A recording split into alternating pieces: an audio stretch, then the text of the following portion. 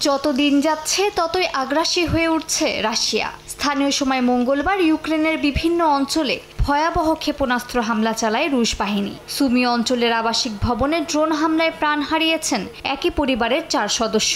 এদের মধ্যে 2 শিশু ও গর্ভবতী নারী রয়েছেন।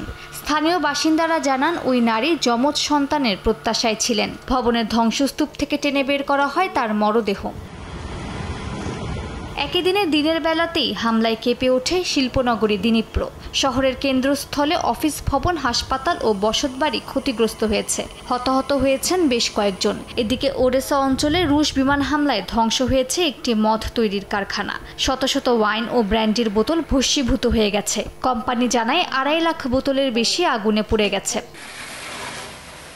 রাশিয়ার অব্যাহত হামলায় প্রায় অকেজো হয়ে পড়েছে জাপোরিঝিয়া পারমাণবিক কেন্দ্র। রুশ গোলাবর্ষণে বাইরের বিদ্যুৎ সংযোগ বিচ্ছিন্ন থাকায় জরুরি জেনারেটরের উপর নির্ভর করছে পুরো স্থাপনাটি। তবে একাধিক জেনারেটর অকেজো হয়ে যাওয়ায় বিপদ বাড়ছে বলে সতর্ক করেছেন প্রেসিডেন্ট ভলোদিমির জেলেনস্কি। রাশিয়ার চলমান হামলার কারণে বিদ্যুৎ কেন্দ্রের লাইনের মেরামত ও মৌলিক নিরাপত্তা পুনরুদ্ধারের কাজ বাধাগ্রস্ত হচ্ছে। এটি সবার জন্যই হুমকি। বিশ্বের কোনো সন্ত্রাসী কখনো পারমাণবিক বিদ্যুৎ কেন্দ্র নিয়ে রাশিয়ার মতো এমন সাহস দেখায়নি।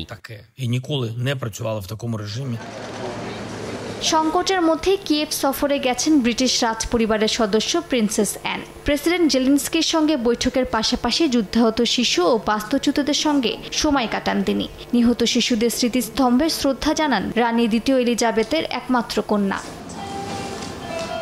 মালিহা সুহরওয়ার্দী, সময় সংবাদ।